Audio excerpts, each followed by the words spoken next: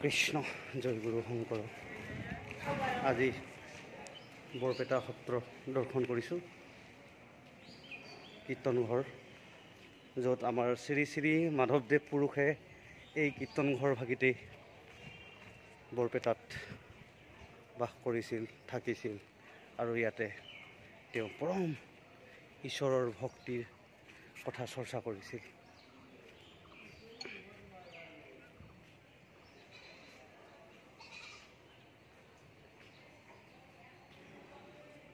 এইফালে মহাপুৰুষ শংকৰ গুৰুজনাৰ বিষয়ে অধ্যয়নাগাৰ আছে, ইয়াত অধ্যয়ন কৰে, আৰু এয়া সুন্দৰ পবিত্ৰ স্থান।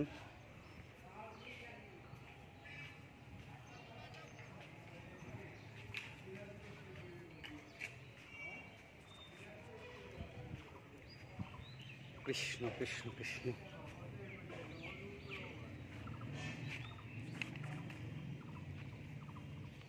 কৃষ্ণ।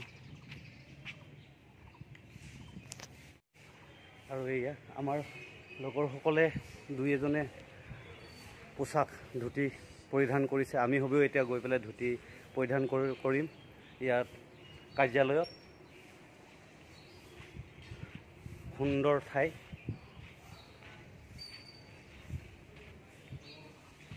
মহাপুৰুষ গুৰুজনাই ইয়াতেই সুন্দৰ হিচাপে ভগৱন্তৰ নাম চৰ্চা কৰিছিল, আৰু অসমীয়া জাতিৰ প্ৰাণ প্ৰতিষ্ঠাপক দ্বিতীয় বৈকুণ্ঠপুৰী এটি ধাম আমাৰ অসমীয়া জাতিৰ বাবে তেওঁ দি থৈ গৈছিল। আহক আৰু আপোনাসৱক দেখুৱাই থাকিম এইবিলাকৰ ওপৰত।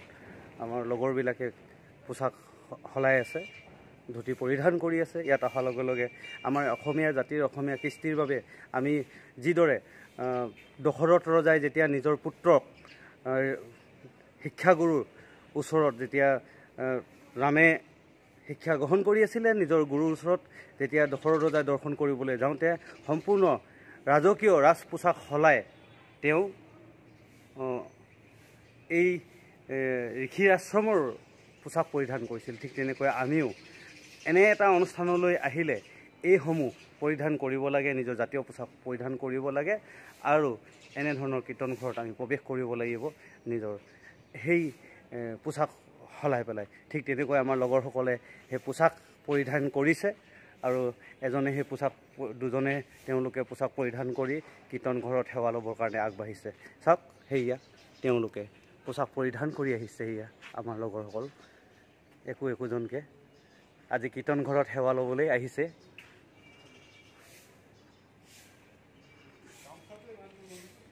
এয়া হৈছে প্ৰভু ভগৱন্তৰ এটি এই ঈশ্বৰৰ আমাৰ বৰপেটাৰ যি সত্ৰৰ এয়া আমাৰ কাৰ্যালয়ত আমি পোচাক সলাই ল'ম, আৰু পোচাক সলাই লৈ আমি কীৰ্তনঘৰৰ ভিতৰলৈ প্ৰৱেশ কৰিম। কৃষ্ণ কৃষ্ণ। ভালে আছেনে? হয়, কৃষ্ণ কৃষ্ণ। এনেকৈ আমি পোচাক পিন্ধিলোঁ। পোচাক পিন্ধি এতিয়া আমি কীৰ্তনঘৰৰ মূল ভিতৰত আমি সেৱাভাগ ল'ম প্ৰভু ঈশ্বৰৰ চৰণত, বিশেষকৈ প্ৰভু। আৰু এয়া কীৰ্তনঘৰৰ পিছফালৰ অংশ।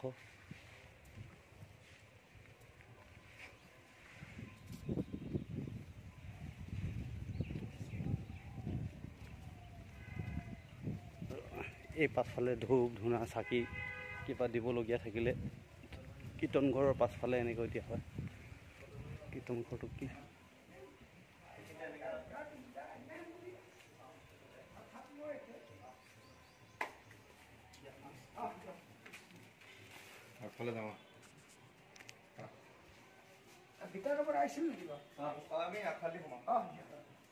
প্ৰভু ঈশ্বৰ কৃষ্ণ কৃষ্ণ গোবিন্দ।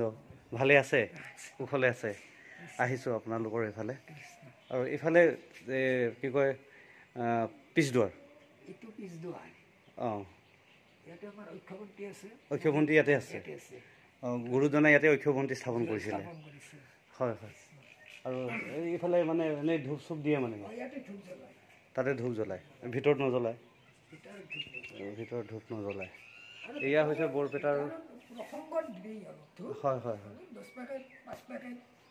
অঁ, এই বৰপেটাৰ কীৰ্তনঘৰৰ এতিয়া আমি আগফালেদি সোমাওঁ নে এইফালৰ পৰা সোমাব পাৰি এইফালে যাব পাৰি ন সোমাই হয় হয় প্ৰভু ঈশ্বৰ ইয়াতে বহিছে হয় হয় ল'ব পাৰি ন হয় হয় হয় কৃষ্ণ এয়া ফটো ল'ব পাৰে কৃষ্ণ আমাৰ প্ৰভু ঈশ্বৰ আপোনাৰ নাম মনমোহন দাস হয় কিমান বছৰৰ পৰা আপুনি ইয়াতে আছে 1 বছৰ বাহিৰত মানে ক'ত আছিলে হয় হয় হয় হয় হয় হয় হয় হয় অঁ অঁ অঁ অঁ বাহিৰত মানে এই ওচৰতে ইফালে গাঁৱৰ ৰাইজৰ লগত হয় হয় হয় হয় কৃষ্ণ কৃষ্ণ কৃষ্ণ প্ৰভু ঈশ্বৰ আছে নাই বাহিৰলৈ গ'ল অঁ এতিয়া বৰ্তমান আমাৰ প্ৰভু ঈশ্বৰ কোন আছে ইয়াতে গৌতম বাপ ইয়াৰ অঁ সত্ৰৰ যিজন মেইন অঁ গৌতম পাঠক অঁ ইয়াৰ আগৰজন কোন আছিলে আমাৰ যিজন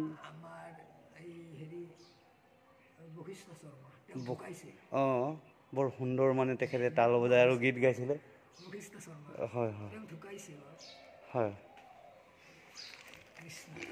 কৃষ্ণ আপোনাৰ চৰণতো এভাগ সেৱা লওঁ কৃষ্ণ প্ৰভু কৃষ্ণ এয়া ঘাই বন্তি সেই গৈছে ঘাই বন্তি যি আমাৰ গুৰুজনাই ইয়াতে বহি লিখিছিল আৰু পঢ়িছিল মূল ঘাই বন্তি ভাগ ইয়াতে আছে আৰু এনেকৈ আমাৰ কীৰ্তন ঘৰৰ ভিতৰ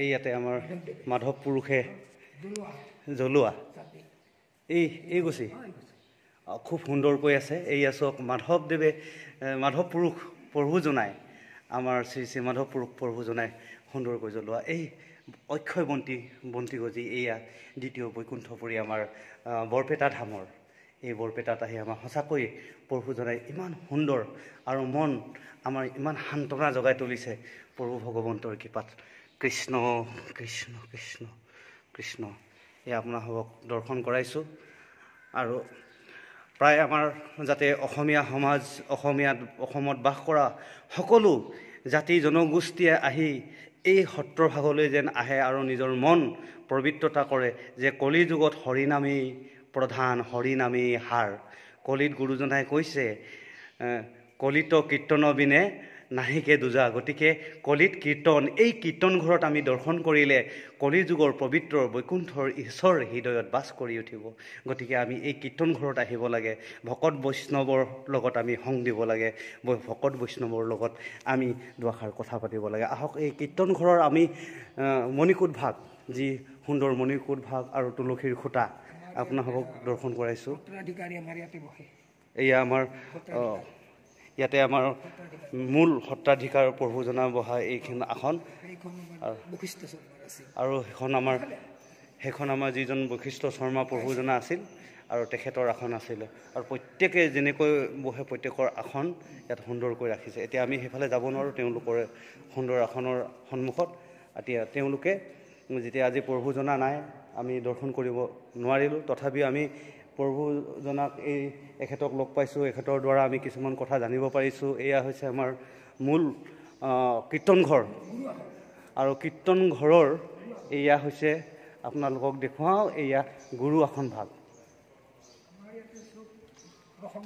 হয় হয় এয়া হৈছে গুৰু আসন এয়া যি বন্তি জ্বলে বন্তি প্ৰজ্বলন হয় গুৰু আসন সুন্দৰ এয়া হয় হয় হয় কৃষ্ণ প্ৰভু কৃষ্ণ হয় আগফালে আছে হয় হয় এই মূল খুঁটা কেইযোৰ তুলসী খুঁটা হয় হয় হয় হয় হয় হয় কিনাৰেদি যাম বাৰু হয় হয় এয়া আপোনালোকক দেখুৱাইছোঁ আমাৰ গুৰুজনাৰ যি মূল আসন গুৰু আসন এয়া চাওক কি সুন্দৰ আৰু এয়া শ্বেতবস্ত্ৰৰ ছন্দতাপেৰে বৰপেটাৰ সত্ৰ এই বৰপেটাৰ মূল সত্ৰ আৰু ইয়াতে আমাৰ কীৰ্তন হৈ থাকে এতিয়া বৰ্তমান কীৰ্তনৰ সময় মানে পাৰ হৈ গ'ল আমাৰ অহাৰ কিছু দেৰি হ'ল আৰু দেখিছেনে ইমান সুন্দৰ আৰু কিমান বন্তি কিমান এইয়া তিনিগছি মূল বন্তি ইয়াতে